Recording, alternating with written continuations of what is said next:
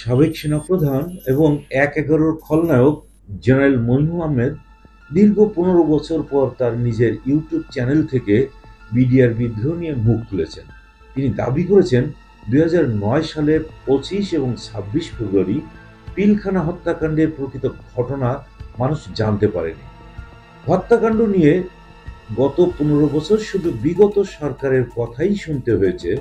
আওয়ামী লীগ ক্ষমতায় থাকার কারণে তিনি কথাগুলো বলতে পারেননি, বলতে চেয়েছিলেন কিন্তু পারেননি।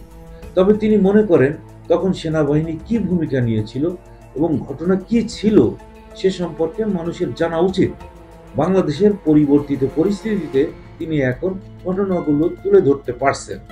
সেদিন বিদ্রোহ চলাকালে ৫৭ জন সেনা অফিসার সহ ৭৪ জন শহীদ হয়। জেনারেল মঈনের ২৯ মিনিটের ভিডিও বার্তা ইতিমধ্যে লক্ষ লক্ষ দর্শক দেখে ফেলেছেন।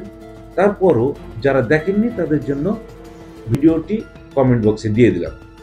এখন ঘটনা হলো, মইনু আহমেদ তার এই ২৯ মিনিটের যে ধারা বিবরণী দিয়েছেন তা ওই সময় যে সমস্ত ঘটনা ঘটেছিল তাই বলেছেন। এর বাইরে একটি কথাও বলেননি, অজানা একটা কথাও বলেননি। বরং তিনি যদি বলতেন ওই সময় তিনি তার সেনাবাহিনী পিলখানা পর্যন্ত নিয়ে যাওয়ার পরও কেন বিডিআর মিউটিনি তিনি দমন করতে পারেন নাই, এই কথাগুলো যদি বলতেন তাহলে মানুষ কিন্তু তার কথাগুলো বিশ্বাস করত। কিন্তু এখন সেই বিশ্বাসের জায়গাটাও পর্যন্ত তিনি শেষ করে দিয়েছেন। তার কারণ তিনি এবং শেখ হাসিনা দুইজনই ছিলেন রয়ের মাল, ইন্ডিয়ান মাল। এই দুইজন মিলে সেদিনের ওই বিডিআর বিদ্রোহ ঘটনাটা মঞ্চস্থ করেছিলেন। তিনি জেনারেল মঈন বলার চেষ্টা করেছেন তিনি ওই দিন সকালবেলা একটা মিটিং করছিলেন, মিটিংয়ে তার অধীনস্থ কর্মকর্তারাও ছিল।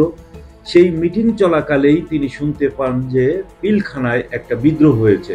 তিনি বারবার চেষ্টা করেছেন বিডিআর এর ডিজি জেনারেল শাকিলের সঙ্গে যোগাযোগ করার জন্য, তিনি চেষ্টা করেছেন প্রধানমন্ত্রী শেখ হাসিনার সঙ্গে যোগাযোগ করার জন্য, কিন্তু অবিরত তিনি সেটা ব্যস্ত পাচ্ছিলেন।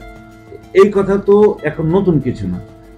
দুপুরবেলায় যখন তিনি আবার তৎকালীন প্রধানমন্ত্রী শেখ হাসিনার সঙ্গে যোগাযোগ করার চেষ্টা করলেন এবং গেলেন সেই যমুনা অতিথি ভবনে, সেখানে দেখলেন যে বিডিআর বিদ্রোহীদেরকে নিয়ে সেখানে মিটিং করা হচ্ছে, অথচ তিনি যে তার সেনাবাহিনী পিলখানায় একেবারে সংকটাপন্ন অবস্থানে আছে সে ব্যাপারে তিনি কোনো রকম পদক্ষেপ নিচ্ছেন না। তাদেরকে উদ্ধার করা বা তাদেরকে রক্ষা করা এরকম কোনো পদক্ষেপ তিনি সেই পর্যন্ত নিতে পারেন নাই। কেন নিতে পারেন নাই সেই বিষয়টি আমাদের জানা খুবই জরুরি। যেহেতু মইনু আহমেদ তার একটা ভিডিও বার্তা সারা দেশের মানুষের কাছে দিয়েছেন, এই জন্য আমাদের পক্ষ থেকেও একটা বলা দরকার।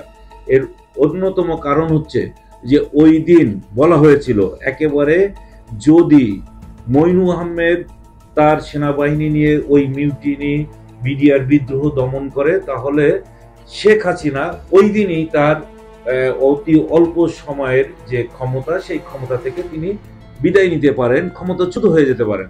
এই জন্য দিল্লি থেকে পরিষ্কারভাবে বলে দেওয়া হলো যে তারা শেখ হাসিনার পক্ষেই থাকবে, কিন্তু মইনু আহমেদের পক্ষে থাকবে না। মইনু আহমেদ যদি সেখানে বিদ্রোহ দমন করার জন্য পিলখানায় প্রবেশ করে তাহলে ভারতের বিভিন্ন সীমান্তে যে সমস্ত জায়গায় তাদের প্যারাট্রুপার্স ছিল তাদেরকে সঙ্গে সঙ্গে হেলিকপ্টার যোগে এই ঢাকায় প্রবেশ করাবে এবং এখান থেকে শেখ হাসিনাকে উদ্ধার করে নিয়ে যাবে।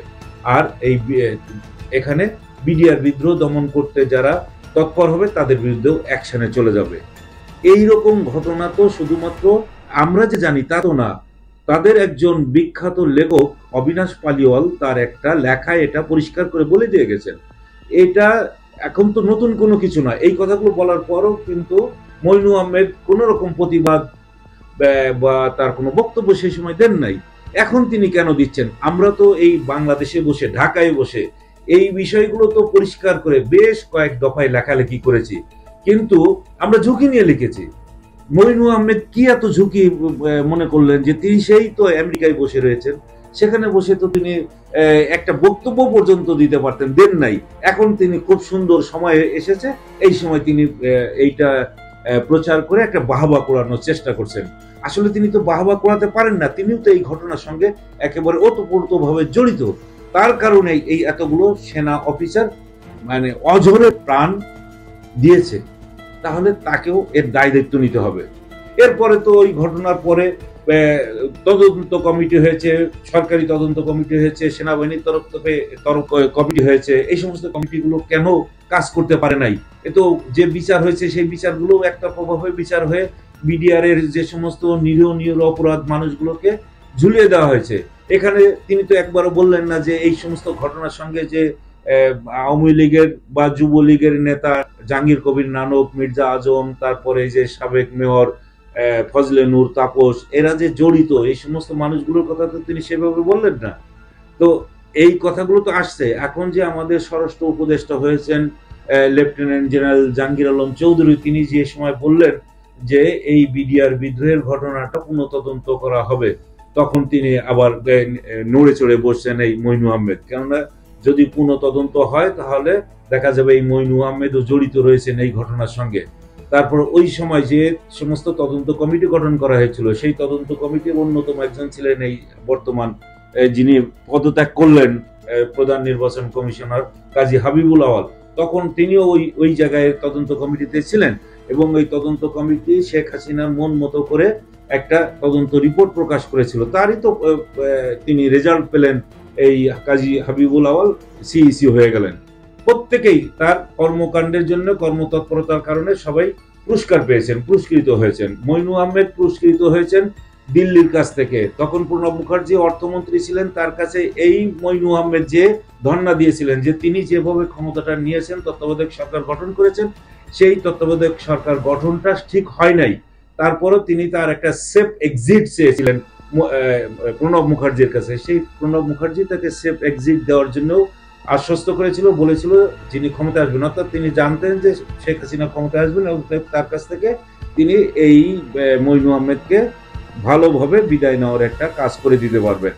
এরপরে যে তিনি ওখানে এখন চিকিৎসা নিচ্ছেন, সে ব্যাপারেও এই যে প্রণব মুখার্জি হেল্প করেছেন, এই কথাটাও বলেছেন। তো এই কথাগুলো তো কোনো জবাব তিনি কোনোদিন দেন নাই। এটা তো প্রণব মুখার্জি একেবারে লিখিত পরিতভাবে তার যে বই কোয়ালিশন ইয়ার্স, তাতে পরিষ্কার করে লিখে গেছেন। এই মইনু আহমেদ সেই কথাগুলো বলেন নাই। অতএব এখন তিনি খুব ভালো সাজার জন্য একটি ভিডিও বার্তা দেশবাসীর কাছে দিয়েছেন। তাকে এসে এই বিডিআর বিদ্রোহের ঘটনার একেবারে পুরোপুরি এটার জবাবদিহি করতে হবে। এর